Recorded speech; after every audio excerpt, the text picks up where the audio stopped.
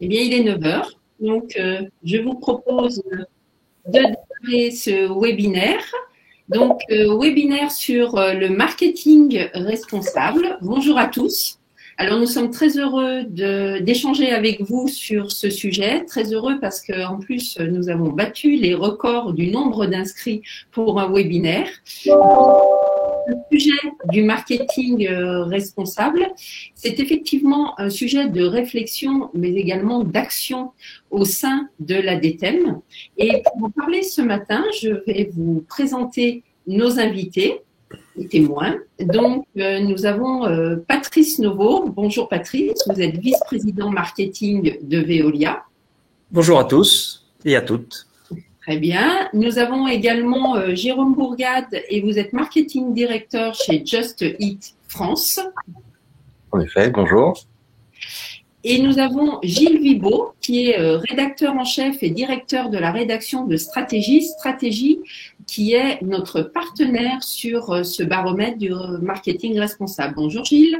Bonjour et on en est ravis. Très bien. Alors, avant de vous présenter les résultats de ce baromètre, je vais laisser la parole à Maurice Ndiaye, qui est président de la DTEM, et Florent Argentier, président du Cercle Marketing, pour nous accueillir sur ce webinaire. Maurice ? Merci Claudine. Donc, merci à tous d'être présents si nombreux aujourd'hui. Effectivement, c'est un record et on en est ravis. C'est le signe que le sujet intéresse au plus haut point. Merci aussi à Stratégie de s'être associé à nous sur cette matinale. En introduction, je voudrais simplement refaire le lien avec l'annonce qu'on avait faite avec ma coprésidente Marine il y a un peu plus de 6 mois de ça, en juin dernier, dans laquelle on avait annoncé que le marketing responsable devenait une priorité pour nous au niveau de l'association. On s'est associé au cercle marketing client pour construire une vraie vision autour de cette approche que vous avez à l'écran. Et l'idée principale étant de se dire qu'on ne veut pas d'une approche qui se concentre sur le dernier kilomètre, entre guillemets, mais vraiment reprendre et reconsidérer l'intégralité de la chaîne de valeur au niveau de l'entreprise. Du sourcing à la distribution en passant par l'engagement des collaborateurs. Donc ça a un impact non neutre au sens où ça nous oblige à repenser en profondeur les pratiques. Et on est convaincu que le marketing, dans cette vision-là, a un rôle vraiment central à jouer, comme étant, de cette manière, le fer de lance de cette transformation responsable au niveau des entreprises. Et au niveau de l'association, nous avons identifié 4 mandats, au-delà de cette ambition, mission, vision et valeur, 4 mandats d'action qui sont la pédagogie, avec un vrai besoin de sensibilisation aux notions, un accompagnement opérationnel autour de la formation et du conseil, un partage de connaissances, c'est-à-dire vraiment cette logique de fédérer et d'orienter les acteurs autour des différentes pratiques et du partage des différentes pratiques à travers un certain nombre de plateformes et de partage de contenu. Et puis, la normalisation des pratiques sur laquelle on pourra vous en dire plus dans quelques temps. Je voudrais remercier à l'occasion le collectif qui a déjà commencé à travailler d'arrache-pied sur tous ces sujets et grâce à qui nous avons pu produire cette vision et cette plateforme. Je vous laisse découvrir les visages, vous les connaissez très probablement. Voilà, la deuxième partie ici. Et ce groupe est évidemment encore en train de s'étendre au fur et à mesure que les bonnes volontés nous rejoignent. Et je termine avec une information en avant-première. Le nom que nous avons choisi d'attribuer à ce groupe, qui est très simple, mais je pense très impactant et parfaitement adapté à notre vision. Responsable, tailler des thèmes. Voilà, je passe la parole à Florent et très bon événement à tous. Merci Maurice. Oui, merci Maurice et bonjour à tous. Donc, comme tu le rappelais, ce collectif a commencé à travailler depuis quelques mois déjà, et à la fondation de ce collectif, il nous a fallu déjà entre nous ajuster pour être sûr que les valeurs qu'on a envie de porter soient les mêmes. Et à un moment donné, très vite, on a souhaité valider notre travail auprès d'un public plus large. C'est la raison d'être de cette enquête dont on vous présente les résultats aujourd'hui. Et cette enquête, en fait, on a souhaité savoir si les préoccupations que nous pensions importantes étaient partagées aussi par d'autres personnes, notamment les professionnels du marketing de l'ADTEM et du cercle marketing client, mais aussi plus largement l'ensemble des professionnels, même ceux qui ne sont pas de l'ADTEM. Donc, on a lancé cette enquête. Elle a eu lieu, le terrain a eu lieu au mois de février et un petit peu en mars, et on a un peu plus d'un mois, on a recueilli à peu près 300 réponses, ce qui est plutôt pas mal parce que ça va nous permettre d'aller assez loin en matière d'analyse derrière, parce qu'on a des gens qui ont répondu qui viennent de secteurs d'activité très différents, qui viennent de tailles d'entreprises très différentes, qui exercent des fonctions différentes, et donc on va avoir ces analyses qui sont intéressantes. Donc on va vous présenter ici quelques éléments. D'ailleurs, on va commencer tout de suite, Claudine. Très bien. Merci Florent. Alors, pour le déroulé de ce webinaire, je vous propose de mettre vos questions dans la rubrique questions du chat. Alors, je vous remercie pour toutes vos salutations que nous avons dans le chat et nous réservons un quart d'heure, 10 minutes en fin de session pour répondre à vos questions. Donc, n'hésitez pas. Évidemment, les résultats de cette enquête et de ce baromètre seront disponibles. Et je vous propose eh bien que nous commencions tout de suite avec les résultats. Alors, cette enquête sur le marketing responsable, on lui a donné tout de suite un petit titre, c'est passer de l'envie à l'action, vous allez voir. Parce que la première question, on a demandé à nos décideurs est-ce qu'ils se sentaient personnellement concernés par le marketing responsable. Et dans ces périodes de crise à la fois économique, sanitaire et sociale, visiblement, c'est un plébiscite. Alors, Gilles, vous qui scrutez les tendances et les évolutions de notre société, de nos métiers, est-ce que vous êtes en phase avec ce chiffre ? Oui, rebonjour à tous. D'abord, je voulais dire que nous, à Strat aussi, on suit sérieusement ce sujet-là, puisqu'on vient de publier d'ailleurs un supplément sur la RSE. Et le fil conducteur, c'était la thématique, c'était autour du temps d'épreuve. C'est-à-dire qu'on sait au-delà des promesses et des engagements, maintenant, ce qui était important, c'était les preuves. Et donc, je trouve que c'est assez en phase finalement. On ne s'est pas concerté, mais on est assez en phase avec les résultats de l'étude et avec les axes que vous prenez. Bien sûr, on sent que le mouvement il est très fort de remise en question du côté des responsables marketing. Mais effectivement, ce que j'attends, c'est l'étape d'après. C'est qu'est-ce que ça change dans les pratiques, comment, en termes d'action, en termes d'outils, en termes de pratiques, comment on passe à l'étape numéro 2. J'ai l'impression que pour l'instant, il y a une prise de conscience qui est certaine, c'est ce qui ressort de l'enquête. Il n'y a plus de doute là-dessus, ça y est. Tout le monde a compris, enfin, que le marketing devait être responsable ou que le marketing moderne devait être responsable. Ça, je pense que tout le monde est d'accord là-dessus. Maintenant, comment je fais au quotidien pour l'appliquer, comment j'embarque avec moi aussi les équipes, parce qu'on va voir dans l'enquête et je pense que c'est un sujet qui est très important. Ça peut pas être une démarche isolée, ça doit être une démarche de groupe, parce que sinon elle est vouée à l'échec. On voit un peu ce qui s'est passé. Moi, ça me fait penser à Danone et Faber, la jurisprudence Faber, je pense qu'elle est importante aussi à avoir en tête. Ça doit être une démarche de groupe et une volonté de groupe. Donc, il faut mobiliser autour de soi avec de la conviction et il n'y a que à cette condition-là que ça peut marcher. Et puis, je pense que voilà, enfin, l'enjeu, c'est d'abord de convaincre autour de soi, d'embarquer et puis d'identifier les bonnes pratiques. Je pense que c'est aussi le rôle de l'ADTEM et de médias comme stratégie, d'accompagner les professionnels pour identifier les pratiques innovantes, parce que c'est tout nouveau et d'un coup, on doit se former à ces nouvelles pratiques et ça fait beaucoup de nouvelles connaissances à acquérir, de choix, de méthodologies à faire, de choix de prestataires à faire aussi, de renoncements, bousculer pourquoi pas ces gammes de produits. Donc ça peut aller assez loin dans la transformation du métier, mais je pense que pour ça il faut être aussi accompagné. Mais c'est ce qu'on verra dans les résultats de l'enquête. Très bien, merci Gilles. Alors c'est une excellente transition.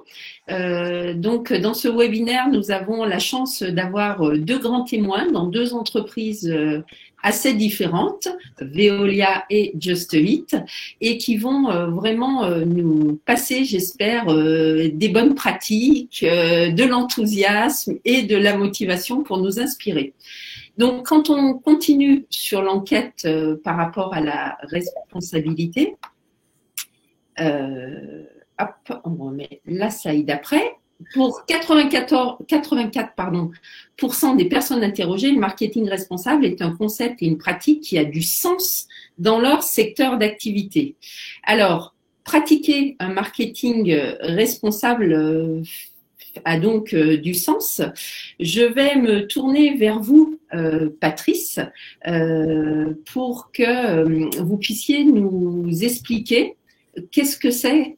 Quand on dit sens, qu'est-ce que ça veut dire concrètement chez Veolia, cette notion de marketing responsable? Merci Claudine. Donc, je suis ravi d'être avec vous aujourd'hui justement pour témoigner au sein du groupe Veolia comment nous abordons ce marketing responsable. Alors, Veolia, c'est évidemment Veolia Environnement, donc notre métier, il est d'apporter des services à l'environnement, à nos clients. Et c'est vrai que depuis de nombreuses années aujourd'hui, nous avons ce marketing responsable que nous, au quotidien, sans forcément l'appeler en tant que tel.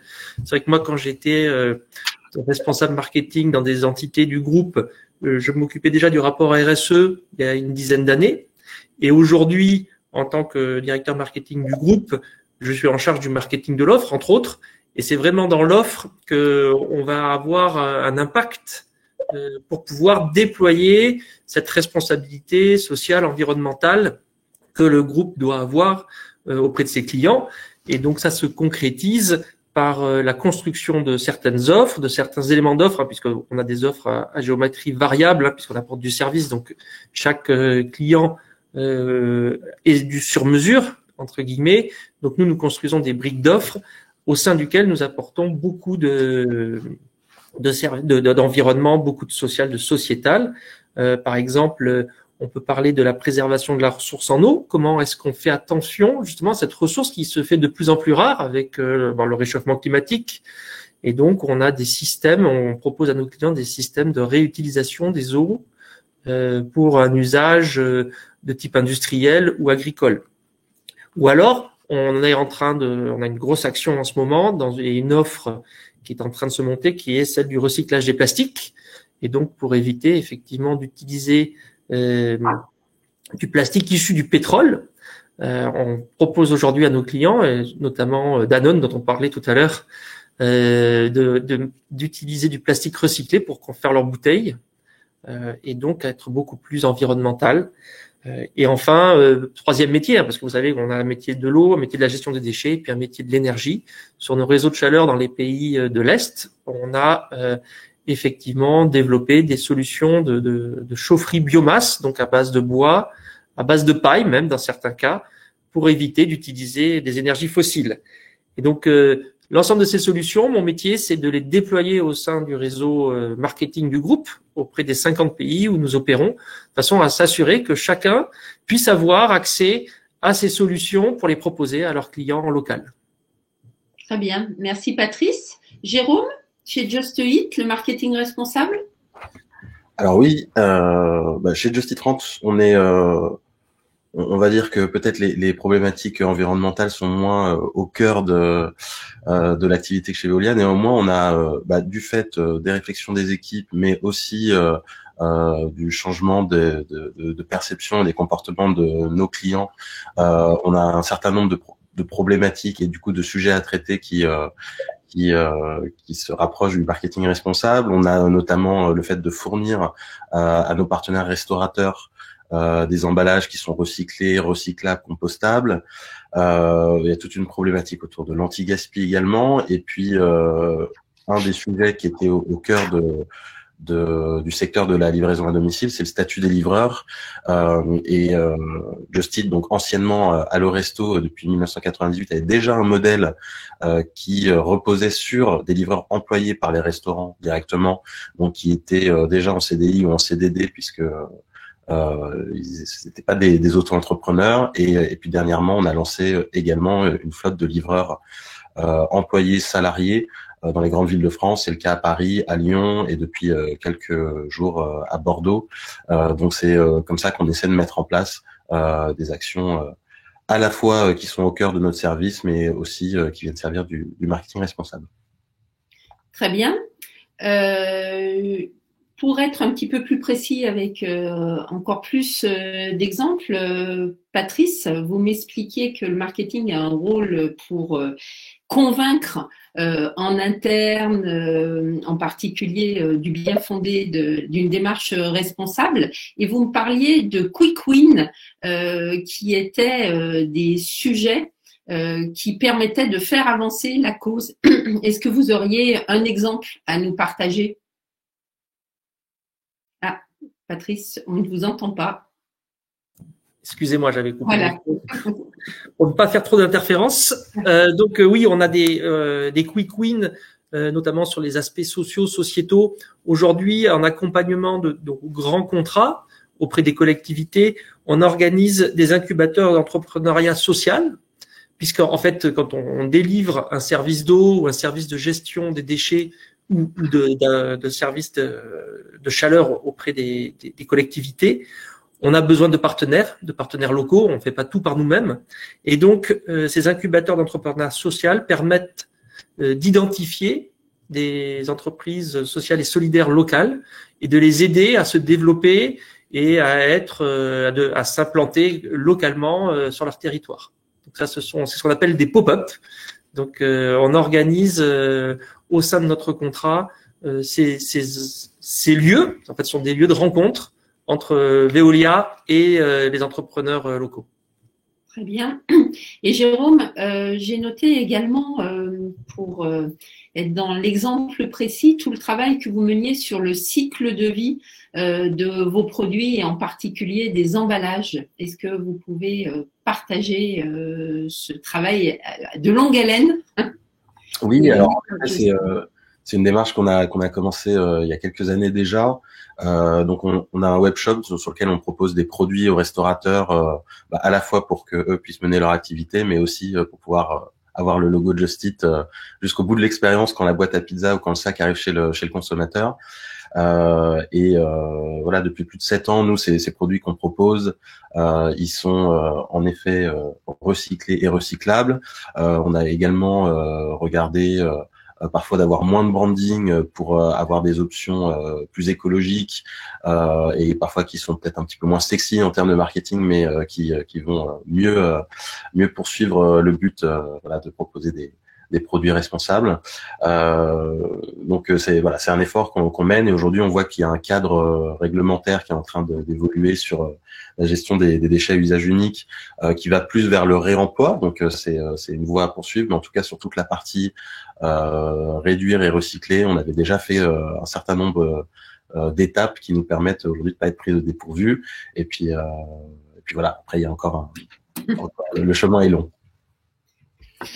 Merci. Alors, si on continue dans notre enquête, nous avons ensuite demandé à nos décideurs est-ce que c'était un concept qui avait du sens au sein de leur activité et donc, je vous laisse voir qu'en fonction des secteurs d'activité, nous avons des engagements qui sont différents avec en tête tout ce qui est immobilier, BTP, distribution et biens de consommation qui sont fortement en phase avec cette notion de marketing responsable et un chiffre.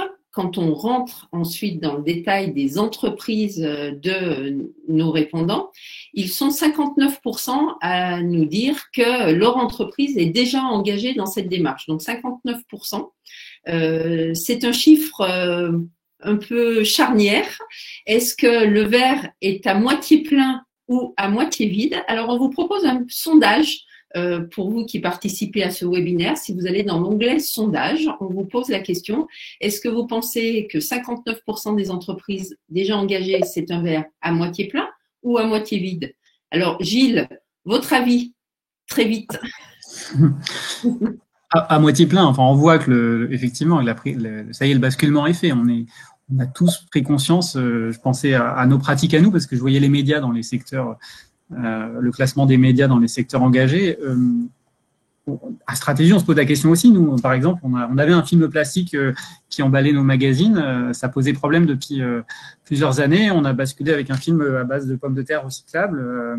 Voilà, ce sont des petites choses, mais qui ont un impact. Et on se repose la question tous les ans, tous les 6 mois, de qu'est-ce qu'on a fait, qu'est-ce qui marche, est-ce que c'est la bonne solution, est-ce qu'il n'y a pas mieux entre-temps, parce qu'il y a beaucoup d'évolutions. Mais les encres aussi, par exemple, le magazine, c'est aussi beaucoup de mise à disposition dans les kiosques. On a fait des réglages dans les kiosques pour éviter le gaspillage, parce qu'il y a beaucoup de gaspillage de magazines dans les kiosques. On ne dit pas beaucoup, mais c'est le cas. Donc on a réglé au mieux pour éviter le gaspillage. Voilà. En tout cas, pour moi, le verre, il est à moitié plein. Jérôme, moitié plein, moitié vide? Oui, je suis d'accord, il est à moitié plein parce qu'il y a beaucoup d'initiatives. Après, idéalement, je pense que toutes les entreprises devraient avoir au moins une mission et voilà une pratique qui va dans le sens du marketing responsable. Donc, comme je disais, il y a encore un long chemin à parcourir et je pense que les générations de marketeurs qui vont arriver vont être de plus en plus sensibles à ça. Donc, voilà, il est tout juste à moitié plein pour moi. Patrice?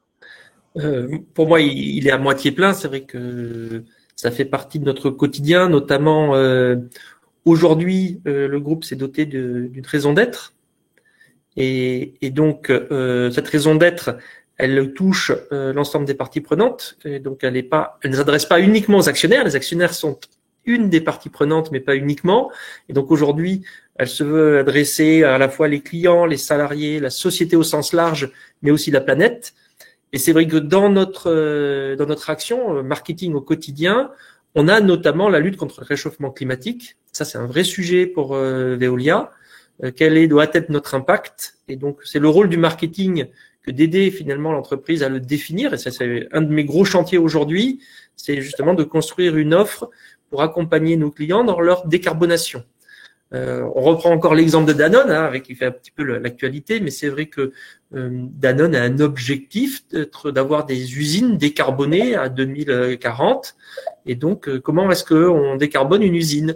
Donc aujourd'hui, l'offre que l'on est en train de construire, donc elle va sortir d'ici quelques mois, va permettre d'accompagner des grands industriels pour décarboner leur site dans leur quotidien de production et également d'accompagner les collectivités territoriales pour effectivement avoir une empreinte zéro carbone à terme. Donc voilà, ça c'est notre quotidien et donc c'est pour ça que je pense que le marketing responsable est un enjeu fort pour le groupe parce que on doit être à l'impulsion de ces évolutions en faveur de la planète notamment et de nos clients aussi. Alors justement, sujet d'actualité, c'est vrai que Veolia a été l'une des premières entreprises à s'engager avec une raison d'être, même en amont sur la loi Pacte. Comment le marketing responsable vient nourrir ou s'articule avec la raison d'être? C'est toujours une grande question, c'est vrai. Je pense qu'il y a eu une interaction, c'est-à-dire que, comme je le disais, ça fait plusieurs années que le marketing travaille sur la formalisation d'offres avec une forte composante environnementale, sociale, sociétale. Notre dirigeant, Antoine Frérot, donc qui est à l'origine de la raison d'être, puisque c'est vraiment sous son impulsion, on le disait, je crois, au début de la conférence, il faut que le management, enfin la direction générale, la présidence soit totalement impliquée dans ces sujets-là pour que ça puisse réussir. Donc aujourd'hui, c'est vrai que Antoine Frérot pousse énormément sur ces sujets-là, mais je crois qu'ils se sont inspirés à la direction générale de tout ce qu'on avait pu faire par le passé pour justement construire cette raison d'être autour des parties prenantes que je disais, que j'évoquais, comme les clients, la planète, la société au sens large. Alors c'est vrai moins pour les actionnaires et les salariés, puisqu'on a peut-être moins d'impact sur ces sujets-là, mais c'est vrai que tout ce qui concerne la lutte contre le réchauffement climatique, la biodiversité, donc la préservation de la biodiversité, qui sont des sujets que l'on porte dans le marketing depuis plusieurs années, on nourrit, je pense, cette raison d'être. J'espère que cela est le cas. On diffusé finalement ces idées auprès des dirigeants pour qu'ils construisent la raison d'être. Et aujourd'hui, à l'inverse, une fois que la raison d'être a été posée par la présidence, le rôle du marketing est bien de diffuser cette raison d'être au sein du réseau, au sein des 50 pays que nous avons dans notre portefeuille. Et donc, via les offres, comme je le disais, donc on est en train, dans nos offres, d'indiquer en quoi ces offres répondent à la raison d'être partiellement ou totalement, et donc de diffuser l'ensemble des éléments auprès de nos pays pour que eux-mêmes puissent en parler à leurs clients. Merci. Et Jérôme, Just Eat est une entreprise plus jeune, très dynamique, qui se développe avec des objectifs fortement héroïstes. Comment, concrètement, on arrive à concilier marketing responsable avec des objectifs forts de développement économique? Alors c'est une équation qui est pas évidente. C'est vrai que on va avoir des initiatives qui vont être impulsées du fait, parfois pas forcément pour les bonnes raisons, parce qu'il y a le cadre législatif qui change ou parce que on a peur d'un risque d'image, et du coup on va le faire en réaction. Néanmoins, l'idée c'est d'arriver, comme on le disait, à avoir le soutien d'une direction, à faire avancer les idées un petit peu en tâche de fond, même s'il n'y a pas un bénéfice immédiat. Arriver à mettre en place des actions parce que c'est souvent sur le long terme que ça paye, et aussi parce que c'est la bonne chose à faire. Néanmoins, il faut arriver à déceler dans le business model qu'on opère, et nous c'est comme ça qu'on a réussi à le faire là avec la flotte de livreurs salariés. À quel moment on peut faire la conjonction entre l'intérêt du business et l'intérêt général, on va dire. Et c'est vrai que nous, on a déployé cette flotte de livreurs salariés à partir du mois de novembre dans des villes comme Paris, Lyon, qui sont des grands centres urbains. On a une grosse partie de notre business. On a très légèrement dégradé le temps de livraison, pour être honnête. Néanmoins, on a vu un impact très positif et un très bon accueil des consommateurs. Et ce sont des villes qui ont des croissances qui sont supérieures aux autres villes de France. Donc, au-delà de ce que ça a pu générer comme bruit positif dans les médias, il y a une vraie implication business. Donc, c'est avec des cases comme ça qu'on y arrive, je pense, et donc à répliquer. Merci. Alors justement, on va continuer sur notre enquête et par rapport, on est allé demander à nos… Voilà, hop, on vous le met en grand. Quand votre entreprise justement est déjà engagée dans une démarche de marketing responsable, quelles sont là aussi les entreprises les plus engagées, les moins engagées? Donc ça, c'est tous des tris qu'on fait croiser par rapport à nos répondants. Donc on retrouve les secteurs d'activité comme les biens de consommation. Et quelles sont justement les raisons qui poussent les répondants à s'engager? Et là, on voit que les convictions personnelles arrivent en tête avec 75% des répondants, la prise en compte des enjeux sociétaux, la prise en compte de l'urgence environnementale, et puis on leur a demandé également quels étaient les freins qui rencontrent nos répondants quand ils veulent lancer une démarche de marketing responsable. En priorité, donc, la complexité à changer le business model de l'entreprise, le manque de compétences ou connaissances ou les investissements financiers nécessaires. Alors, on va parler, on va profiter d'être entre nous pour que Patrice, Jérôme, j'imagine que des freins, vous en avez aussi rencontrés. Donc, on va parler des freins que vous avez surmontés. Et est-ce que vous pouvez partager l'un et l'autre un exemple, un cas pour dire là, on n'a pas lâché et on y est arrivé. Alors, je ne sais pas, qui veut commencer? Jérôme, Patrice? Si vous voulez, je peux commencer. Donc, moi j'ai un exemple concret, effectivement, sur la complexité de changer le business model.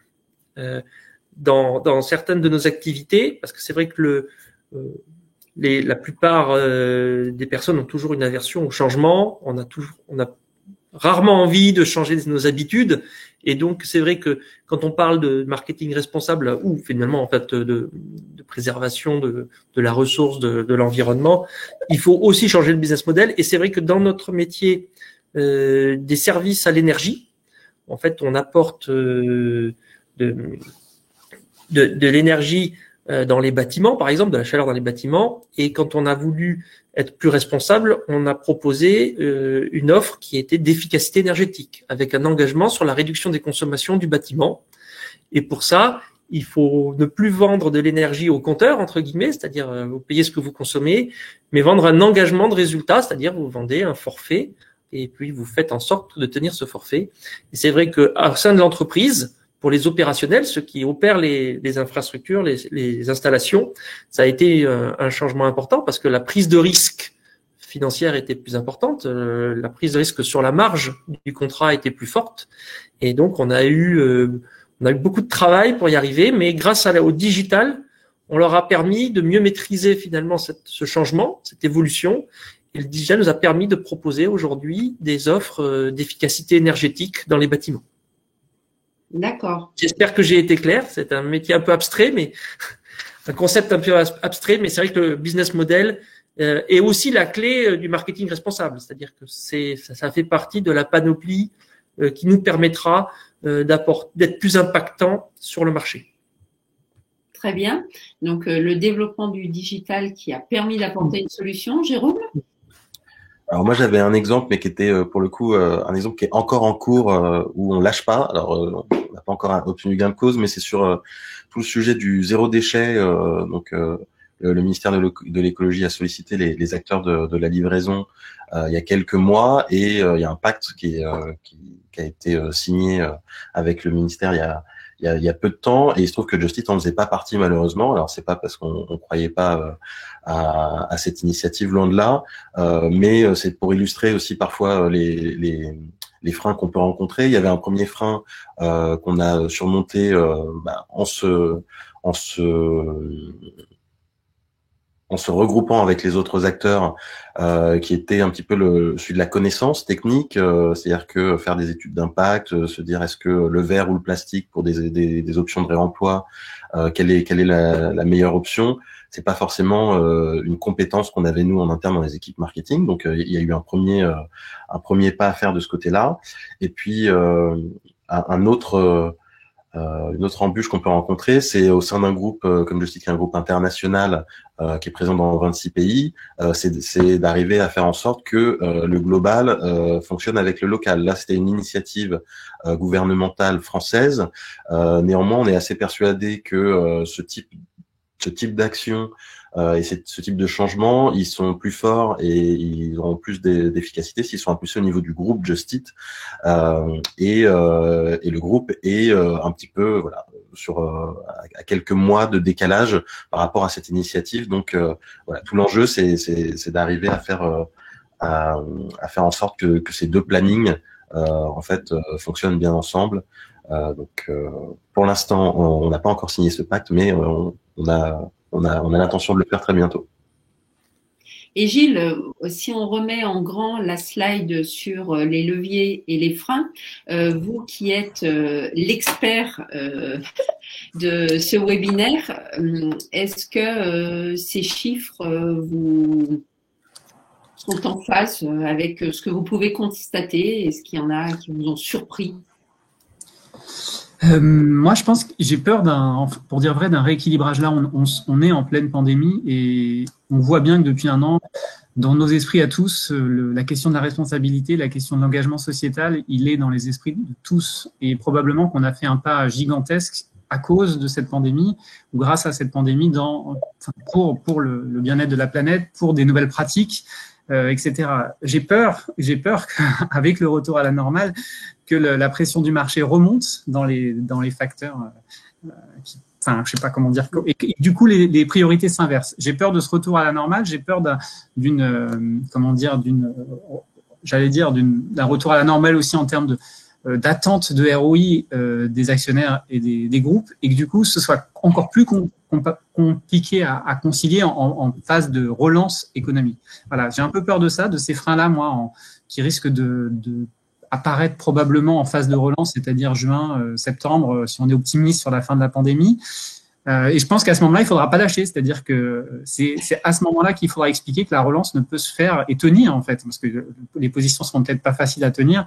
Tenir ces positions en disant que la relance ne peut se faire qu'avec des nouvelles gammes de produits, par exemple, qu'avec des nouvelles postures, qu'avec des nouvelles démarches. Et je pense qu'il faut profiter du coup de cette période-là pour acquérir des méthodes, pour se faire accompagner, pour avoir les bons arguments aussi, pour pouvoir embarquer l'entreprise à ce moment-là et en ayant préparé ça maintenant, parce que je pense que pour cette phase de septembre, au moment de la relance, là, il faudra avoir un peu, j'allais dire, tenir tête au tenant de la reprise dure, j'allais dire, qui ne tient pas forcément compte d'un marketing responsable. C'est ça que je voulais dire.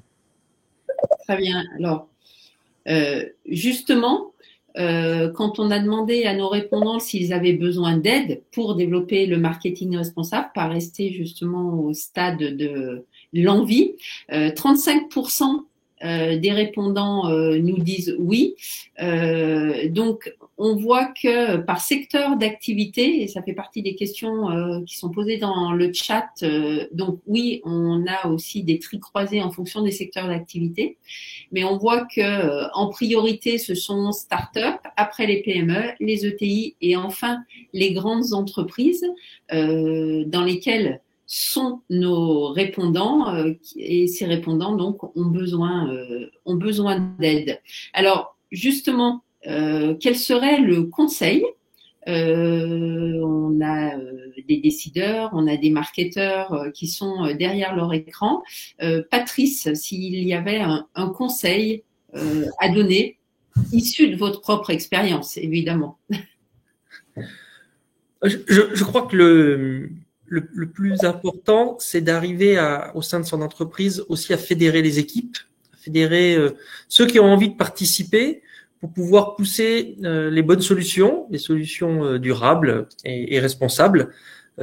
Et donc, il y a un vrai travail de conviction, un peu de combat au quotidien, en interne, pour pouvoir faciliter le développement de l'ensemble des solutions durables. Alors, c'est vrai que il faut convaincre, il faut garder la motivation. C'est pas tous les jours facile, parce que comme vous le disiez, comme le disait Gilles, il y a des moments où c'est quand même l'économique qui l'emporte sur l'environnemental ou le social, mais pour ça il faut résister. C'est quand même une démarche de longue haleine aussi, ce qui se fait dans le temps et qui va, à mon avis, dans le bon sens. Et pour rebondir aussi sur ce que disait Gilles, je pense que le plan de relance qui est construit aujourd'hui en France et en Europe, il est conditionné, donc il y a des masses d'argent qui vont être données par les gouvernements, il est conditionné au respect, à des critères qui vont permettre de lutter contre le réchauffement climatique.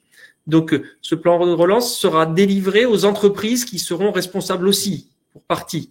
Donc, on peut y avoir un bon espoir sur le fait que le marketing responsable aura un rôle important à jouer dans les mois à venir. Très bien. Et Jérôme, votre conseil? Alors, ça ne sera pas très original, mais on est un petit peu sur la même ligne. Je pense que c'est arriver à faire en sorte, en tout cas d'expérience, souvent les problématiques responsables sont des problématiques de marketing responsable. La RSE arrive, en tout cas dans des entreprises de la taille de Just Eat, souvent par le marketing, c'est d'arriver à en faire des problématiques au niveau de l'entreprise et que ce soit pas vu comme un risque d'image ou juste un enjeu de com, et vraiment de l'intégrer au sein de l'activité même de l'entreprise.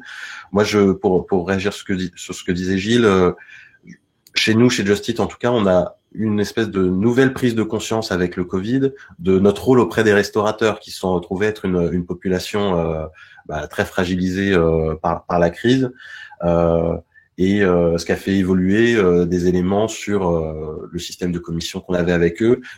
En tout cas, moi, j'ai le sentiment que ça c'est pas quelque chose qui va disparaître et c'est plutôt ça a été un rappel de ce qui faisait notre activité. Donc oui, j'espère que sur le long terme, on arrivera à maintenir cette vocation de marketing responsable. Merci. Alors, au terme de ce baromètre, Gilles, sur l'ensemble, non seulement des chiffres, mais des interventions de nos invités, est-ce que vous pourriez nous faire votre conclusion experts. Moi, j'espère juste qu'on assiste finalement à la transformation responsable, comme on a vécu une transformation digitale incroyable depuis, j'allais dire 20 ans maintenant, qu'enfin on est dans cette transformation responsable, que c'est un mouvement qui va durer et qui va transformer en profondeur les entreprises. Maintenant, je ne suis pas non plus naïf sur l'économie. Je vois effectivement, il y a la jurisprudence Faber qui est peut-être un contre-exemple. J'espère que ça préfigure pas d'autres cas comme ça. C'est pas simple. Je comprends aussi qu'il y a des contradictions parfois entre rentabilité immédiate et des investissements sur le long terme, des stratégies de développement durable qui peuvent demander plusieurs années pour recentrer, repositionner des gammes de produits, pour les créer. Donc ça prend du temps, effectivement, et c'est pas toujours compatible avec la rapidité de l'attente, en tout cas, de résultats, ce que je peux comprendre aussi. Donc voilà, il faut tenir, je pense avoir conscience aussi que c'est une chance, en fait, dans la transformation des métiers, parce que finalement, ça redonne aussi ses lettres de noblesse au marketing, je trouve, avec cette dimension-là. C'est, je pense, beaucoup plus intéressant, encore plus intéressant aujourd'hui de faire ce métier-là, avec ces enjeux-là aujourd'hui, et y arriver et porter ces transformations-là en entreprise. Chapeau. Moi, je pense que il y a vraiment de quoi faire, et donc, je pense que on est dans une vague vraiment, dans un virage très, très intéressant, en tout cas. Alors, nous en sommes convaincus, responsable by ADTEM, et c'est pour ça que je vais laisser la parole à Florent maintenant, parce que une enquête, un baromètre, c'est bien, mais comment on peut vous accompagner, encore aller plus loin dans l'action? Alors Florent. Oui, on voit au travers des discussions et on le lit au travers du chat et des questions qui sont posées. On le savait, mais il faut le dire, c'est quelque chose de complexe de transformer, Gilles l'a dit à la fin, la transformation et redonner ses lettres de noblesse au marketing. C'est complexe, c'est d'autant plus complexe dans certains secteurs d'activité qui apparaissent, je dirais, un peu contradictoires par rapport à la notion de marketing responsable. Ça a été souligné dans les questions. C'est peut-être aussi des techniques de marketing qui sont remises en cause. Est-ce que le marketing d'influence est compatible avec le marketing responsable? C'est une très bonne question. Et c'est justement parce qu'on n'a pas les réponses, et je crois que personne ne peut avoir des réponses, sinon elles seraient forcément bien souvent assez dogmatiques. C'est pour ces raisons qu'on a besoin, nous, d'aller plus loin. Alors, première chose et on l'a vu au travers de l'enquête aussi, on n'a pas montré les résultats, mais vous les verrez dans l'infographie qui a été faite et à laquelle vous aurez accès. On vous donnera les éléments dans le chat et dans les discussions. En fait, les responsables qui ont été interrogés ont besoin d'avoir des référentiels, des boussoles, de savoir quelles sont les bonnes pratiques, d'être accompagnés en fait dans cette transformation qui s'initie ou qui a déjà été initiée dans les entreprises. Mais ils ont besoin en tout cas d'être repérés. C'est la raison pour laquelle nous on a créé ce collectif au départ, c'est pour aider les personnes en poste, les responsables marketing, les directeurs marketing, les gens qui ont envie de changer les choses dans leur entreprise. Alors, ce qu'on va vous proposer, c'est déjà, on a fait des choses. On a déjà, et l'ADTEM a depuis quelques années un club qui s'appelle le Club Marketing Responsable, qui est animé par l'un des membres d'ailleurs de ce collectif, Olivier Classio.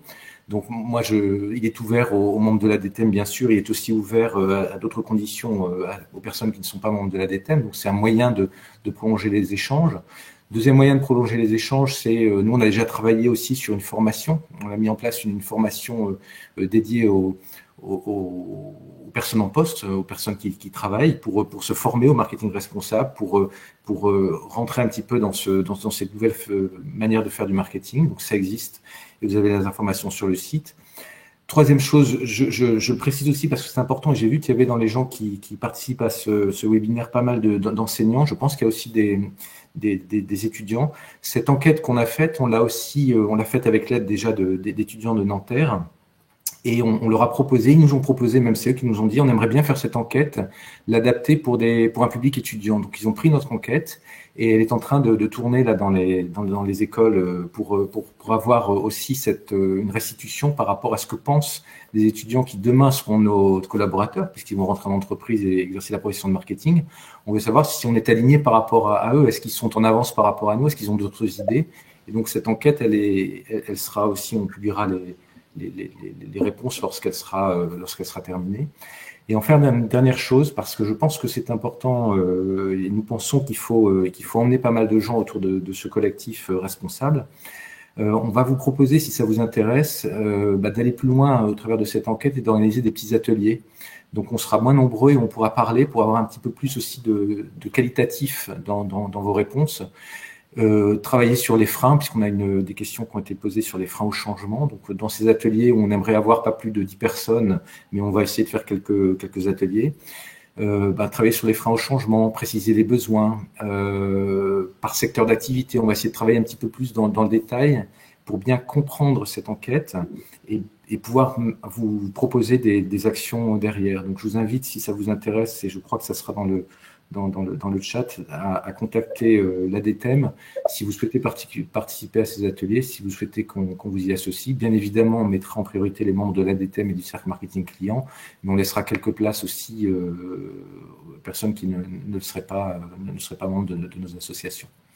Donc voilà ce qu'on vous propose de faire. C'est pas un collectif qui a vocation à s'arrêter, au contraire, c'est un collectif qui a vocation à perdurer et même à grossir, hein, parce qu'on est certain, et Maurice l'a vraiment rappelé en introduction, on est certain que c'est un pilier important pour nos associations dans le futur et que c'est une réponse que nous devons apporter aux questions de nos membres. Merci Florent. Donc, merci déjà pour vos interventions, d'avoir respecté les temps de parole. Nous avons un quart d'heure pour prendre les questions du chat qui sont très nombreuses. Donc, pas forcément d'ordre, mais il y en a une qui pose débat. Pensez-vous, alors question d'André, pensez-vous que les équipes marketing sont leaders sur les politiques RSE ou bien des difficiles suiveurs? Patrice, Jérôme, qui est-ce qui veut répondre? Patrice, peut-être? Oui, la question est difficile, c'est sûr. Non, je pense que la vérité, elle est toujours entre les deux. Est-ce que le marketing est leader? Non, je pense que c'est quand même une démarche d'entreprise. Le marketing doit être le bras armé, sûrement. Après, tout dépend de la taille de l'entreprise. On a aussi, par exemple, dans un groupe comme Veolia, qui est une grande entreprise, on a une direction développement durable à côté de la direction marketing. Donc, forcément, on travaille ensemble. Moi, je travaille avec ces équipes-là au quotidien aussi pour développer nos solutions. Donc, on n'est pas tout seul. Il faut se faire équipe justement pour pouvoir être d'autant plus fort. Dans des entreprises plus petites, je pense que le marketing peut porter le développement durable aussi. Et à partir de là, effectivement, le marketing aura plus de poids puisqu'il sera un peu le fer de lance. C'est toujours compliqué, mais c'est vrai qu'il faut, je crois qu'il faut rechercher en permanence à avoir de l'impact sur ces sujets-là. Et à force, c'est un chemin long, mais à force, on a des résultats. Très bien. Et Jérôme, combien de personnes Just Eat France? Dans l'équipe marketing, on est une petite dizaine et Just Eat France au total, on doit être 150. Et c'est vrai que chez nous, c'est plutôt le marketing qui porte ces problématiques, ce qui est un problème parce que comme on le disait dans des entreprises où il y a une forte croissance, quand on définit nos objectifs, souvent on est plutôt sur les objectifs d'acquisition, de branding, etc. Et ces projets-là, c'est des projets qui viennent en plus. Et c'est pas quand ils reposent sur le goodwill parce qu'on arrive toujours à y attribuer de la ressource, mais c'est jamais très confortable. Et c'est vrai que ça devient voilà. Ce sera toujours plus efficace quand on aura des bonnes ressources en face. Et c'est tout neuf, en tout cas dans le groupe, où on a une direction CSR qui s'est créée il y a quelques mois et on est content d'avoir des alliés, quoi. Très bien. Et alors, Patrice, il y a une question qui s'adresse à vous. À date, vous évaluez à combien la part de responsable dans la proposition globale? Question de Jean-Christophe. La part de responsable, elle augmente tous les jours, en fait. Je pense que on a des engagements effectivement de réduction des émissions, donc de nos émissions carbone chez Veolia, d'accompagnement de nos clients. Donc aujourd'hui, c'est très difficile de vous donner un chiffre. Hein, on n'a pas de, mais depuis une quinzaine d'années, on construit toutes nos solutions sur cet axe de lutte contre le réchauffement climatique et puis de responsabilité donc environnementale et sociétale. On on progresse tous les jours jusqu'à effectivement à 2030-2035, être sûrement à 100% de part responsable. Mais c'est une construction et qu'effectivement qui prend du temps parce que les impératifs économiques sont toujours présents aussi. Hein. Et alors ce qu'il faut, c'est rechercher des solutions qui permettent d'allier à la fois l'environnement et l'économique. Donc trouver justement par les business models le moyen de rendre viable une solution durable. Et ça sera un indicateur intéressant à suivre, peut-être. Mesurer ses offres. Alors, il y a une question de Véronique, peut-être Gilles, vous pouvez la prendre. Comment générer ou peut-être gérer ce paradoxe de temporalité entre urgence climatique, biodiversité et sociale, les fortes attentes à court terme des consommateurs et la transformation des entreprises qui va se faire dans la durée. Donc, le temps court et le temps long. Compliqué. Moi, en tout cas, ce que je pense, c'est que les consommateurs, ils peuvent être un allié dans cette transformation. En fait, il y a une autre question sur les applis, en fait, hein, les applis de consommateurs, en temps réel, où on peut juger les produits et les marques, les entreprises, etc. Et je pense que finalement, tout ça, ce ne sont que des alliés pour ceux qui veulent transformer. C'est-à-dire que expliquer à sa direction si elle n'est pas convaincue que le virage il est en train de se prendre et que les consommateurs le prennent. Et que du coup, si on les accompagne pas, si on n'est pas à leur côté, si on n'adapte pas son entreprise à leurs attentes, on a raté un virage et que dans 6 mois, dans 1 an, le mur sera violent en fait. Donc du coup, je pense que en expliquant ça assez simplement, on peut dégager des ressources, on peut mobiliser des équipes pour ça, puisque finalement c'est pour le bien commun de l'entreprise, j'allais dire, à 6 mois, à 1 an, puisque c'est le sens de l'histoire finalement en ce moment, c'est ce que veulent les consommateurs. Donc je pense que quelque part, c'est une forme de réconciliation entre les attentes des consommateurs, la rentabilité peut-être à long terme, certes, mais aussi un repositionnement de l'entreprise pour le bien commun. Très bien.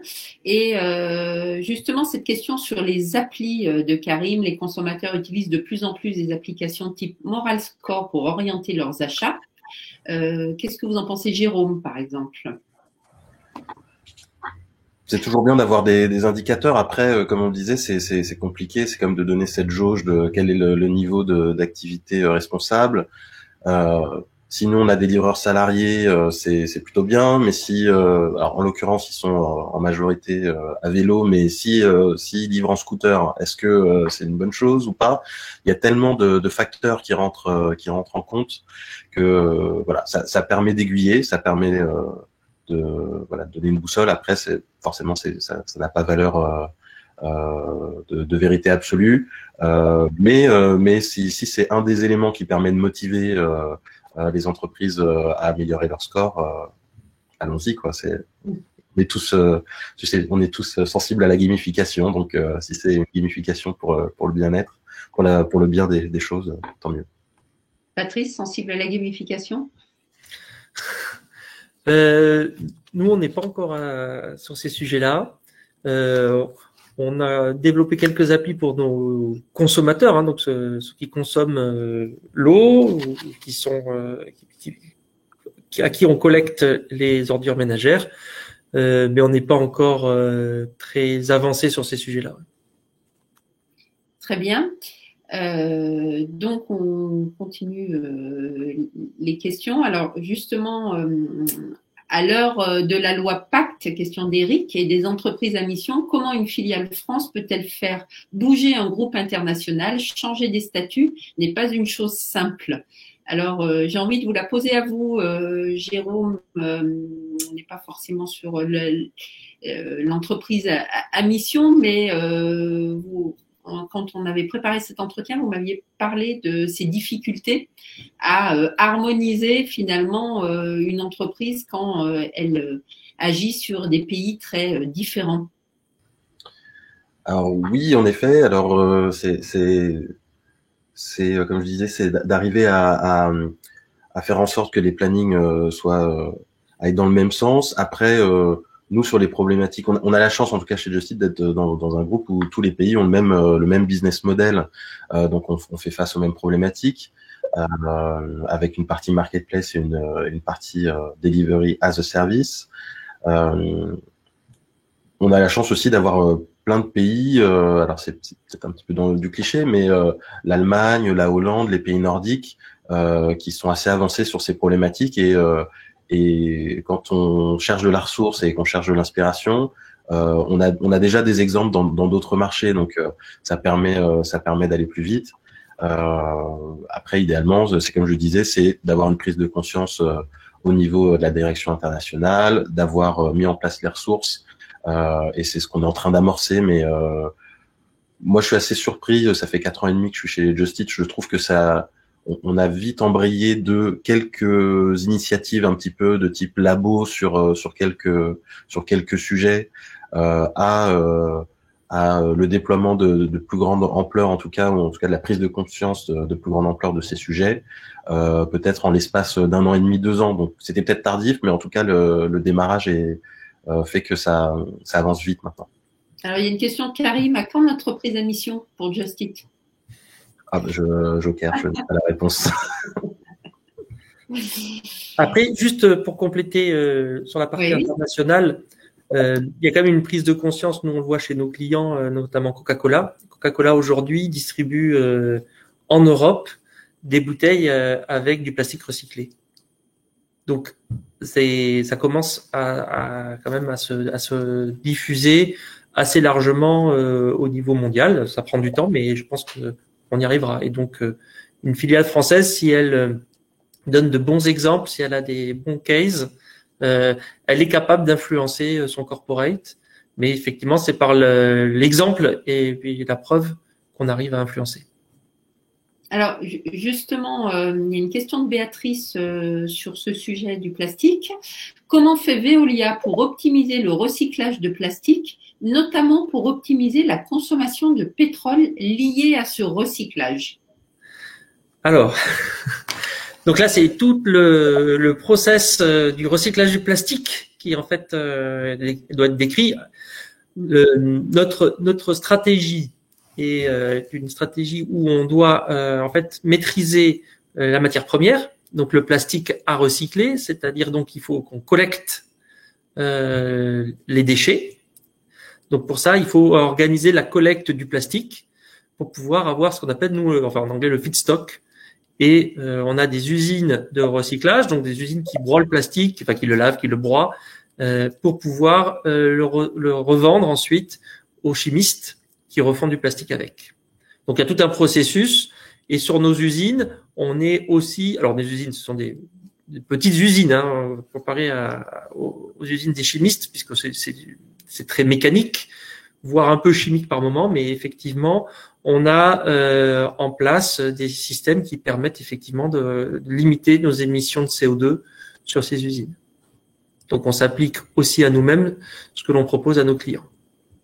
Très bien. Alors après, c'est plus complexe, mais c'est toute la filière plastique qui serait à décrire et elle est un peu complexe aussi.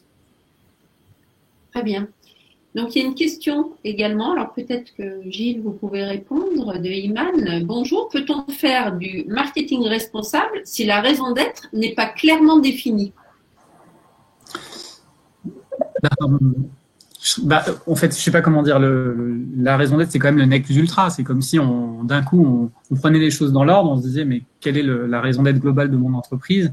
Et après, je le décline. Bien sûr, c'est l'idéal, en fait. Après, on comprend bien qu'avec des entreprises internationales, ce sera pas forcément simple, par exemple, ou pas possible du tout. Donc, bien sûr qu'on peut faire quand même tous à notre niveau essayer d'impulser ce changement, ces transformations-là, avec des idées, des innovations de produits, de gamme de produits, montrer qu'il y en a qui marchent mieux, aller chercher de nouveaux sous-traitants, auditer tout le process de production, comme on l'a dit tout à l'heure. Et puis aussi combattre, j'allais dire, tout ce qui peut être contre-intuitif, c'est-à-dire que on a présenté pendant de longues années le digital comme la solution non polluante, par exemple, par rapport au papier. On en revient de ça quand même. Ça y est, on se rend compte que le digital aussi a ses limites, que la vidéo HD, ça consomme énormément, que derrière, il faut des serveurs. Voilà. Donc, il faut, je pense, soi-même se remettre en question à son petit niveau aussi en permanence. Et c'est le début de la transformation, de toute façon. Très bien. Donc, il y a une question d'ailleurs sur le digital et l'impact qu'il peut avoir. Je ne pense pas qu'on va y répondre ici. Elle peut faire l'occasion d'un autre webinaire monté par l'ADTEM. Donc, on arrive à la fin. Alors, désolé pour toutes les autres questions. On essaiera de répondre dans le chat. Toute l'enquête, donc on vous a mis également les liens pour télécharger les résultats de l'enquête, poser vos questions, venir nous rejoindre dans les différents groupes de travail. Je vais vous demander à chacun une petite phrase de conclusion de ce webinaire. Et puis après, on pourra rester en ligne hein, s'il y a d'autres questions. Mais l'objectif, c'est de terminer en temps et en heure. Donc, Gilles. Juste un petit mot pour dire que l'étude, vous la retrouvez ce matin dans la newsletter de Strat, sur notre site internet et puis dans le magazine demain, dans le magazine qui sort demain. Merci beaucoup à l'ADTEM parce que c'est important de porter ces sujets avec sérieux. On voit qu'il y a énormément de questions. Donc voilà, je suis content d'être là avec vous ce matin parce qu'on voit qu'on est au cœur de la transformation. Ça fait plaisir. Merci pour ce partenariat efficace. Bon, Jérôme, je vous prends dans l'ordre comme je vous vois sur l'écran. Merci de m'avoir convié. En effet, ce sont des problématiques et des sujets qui sont dans l'air du temps, mais qui sont importants au niveau du marketing. Donc, j'espère que ça motivera un marketeur à persévérer dans ces projets. Patrice ? Oui, j'ai été ravi de participer ce matin. Je pense que l'ADTEM a une très belle initiative. Travailler en réseau, c'est très important, faire en sorte qu'effectivement les directeurs marketing, les responsables marketing soient pas isolés, parce que souvent, effectivement, on n'est pas très nombreux dans l'entreprise et œuvrer en meute, je pense que c'est ce qu'il y a de plus efficace. Donc, moi, je suis très favorable à ce genre d'initiative et puis après, à continuer à échanger dans le cadre de ce réseau de l'ADTEM. Florent ? Oui, un petit mot pour remercier les participants de ce tour de table et les personnes qui nous écoutent. Un petit mot pour dire aussi qu'on est convaincu avec ce collectif responsable que c'est pas simplement quelque chose de court terme, mais que c'est quelque chose qui va s'installer. Donc, on vous invite à nous rejoindre et à continuer à travailler avec nous. Un petit mot aussi pour te remercier, Claudine, parce que tu as eu un gros travail de préparation et d'animation et tu l'as parfaitement fait. Et je voulais, au nom de tous les participants ici, te remercier de ce que tu as fait et de cette matinale. C'était avec plaisir. Écoutez, je pense que il est 10h02, donc nous sommes juste dans les temps. Merci pour votre franchise. J'espère vraiment que ce webinaire a été inspirant et moteur.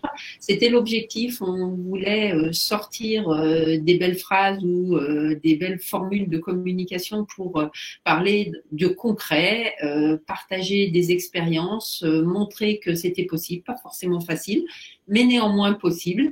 Et alors, je sais pas, Florent, est-ce qu'on reste un petit peu en ligne pour répondre à d'autres questions Oui, on peut tout à fait rester en ligne pour poursuivre. Si nos invités peuvent rester encore quelques minutes. Oui. Alors, donc, il y avait une question de Béatrice sur justement la montée en compétences chez Just Eat. Est-ce que, Jérôme, vous pouvez nous en parler ? Donc, j'imagine monter en compétences sur ces sujets de marketing responsable, hein, évidemment. Est-ce que vous avez senti une progression ou est-ce que c'était… Alors, j'essaie de comprendre les contours de la question. Je pense qu'il y a en effet le fait de côtoyer les institutions, l'ADEME, Citeo, également des contacts avec le ministère, puis le fait d'être dans une initiative, je parle de cette initiative zéro déchet que j'évoquais plus tôt, avec aussi d'autres acteurs qui sont à des niveaux d'expertise différents sur le sujet. Ça permet de se faire une culture. Après, et moi en tout cas c'est ce que j'avais répondu dans l'enquête, c'est vrai que on le fait de manière organique et ça ce serait très précieux d'avoir en effet une instance qui permet de monter rapidement en compétence sur ces sujets-là. Et nous, en tout cas dans ce travail qui a été fait, il y a eu une longue période où les acteurs étaient en demande d'être aiguillés, de comprendre les mécanismes, comment avoir des subventions, dans quel ordre faire les choses en fait. Et c'est resté flou assez longtemps. Maintenant, c'est beaucoup plus clair, mais donc voilà, ça s'est fait progressivement. On aurait pu aller plus vite probablement. Alors, il y a une question qui demande une réponse évidemment très personnelle, mais qui est quand même intéressante. C'est comment assumer une stratégie marketing qui se veut responsable lorsque l'on travaille dans une industrie qui foncièrement ne l'est pas. Exemple, industrie fossile, tourisme de masse, automobile. Ne court-on pas le risque d'être taxé de greenwashing? Donc, effectivement, certainement, on a vu que l'engagement venait en priorité de convictions personnelles, donc à 75%. Donc, on a des personnes. Si je peux amorcer un début de réponse. En fait, cette question est intéressante parce que c'est justement l'une des raisons pour laquelle on a créé ce collectif au départ. C'est qu'on s'est dit qu'il y a des entreprises pour lesquelles c'est naturel d'exercer des choses responsables parce que c'est inscrit dans l'ADN de l'entreprise. Il y en a d'autres où c'est un chemin à prendre, un chemin qui est plus ou moins complexe, mais qui est pas trop difficile. Et puis il y a toutes ces entreprises qui viennent du secteur d'activité, je dirais, qui sont pas porteurs dans leur gène de durabilité ou de responsabilité. Et ces entreprises-là, à l'intérieur de ces entreprises, il y a sans doute des gens, des collaborateurs, des gens en marketing qui se disent j'ai envie de commencer à faire changer les choses. Donc comment s'y prendre quand on est dans une entreprise comme celle-là et de se dire de fédérer, d'expliquer et peut-être même d'aller convaincre à un moment donné son directeur financier de changer de paradigme, d'aller travailler avec sa direction générale pour essayer de faire changer les choses. Et ça, c'est cette démarche-là qui nous intéresse parce qu'elle est compliquée. Elle est compliquée, mais elle n'est pas impossible. Et on a envie en tout cas que ce collectif puisse aider les entreprises et les personnes qui sont dans ce cas de figure. Voilà, j'apporte pas la réponse, mais en tout cas, j'apporte une explication par rapport à notre raison d'être aussi. Oui, je pense que c'est un vrai sujet parce que en France, on est dans une société qui est assez binaire. Donc, je suis engagée, donc je choisis une entreprise engagée. Mais la transformation de l'intérieur par des gens qui sont motivés, engagés, qui vont relever ce combat, je pense que c'est un véritable enjeu si on veut transformer notre économie. Et pas exclure, mais continuer de travailler et ne pas lâcher.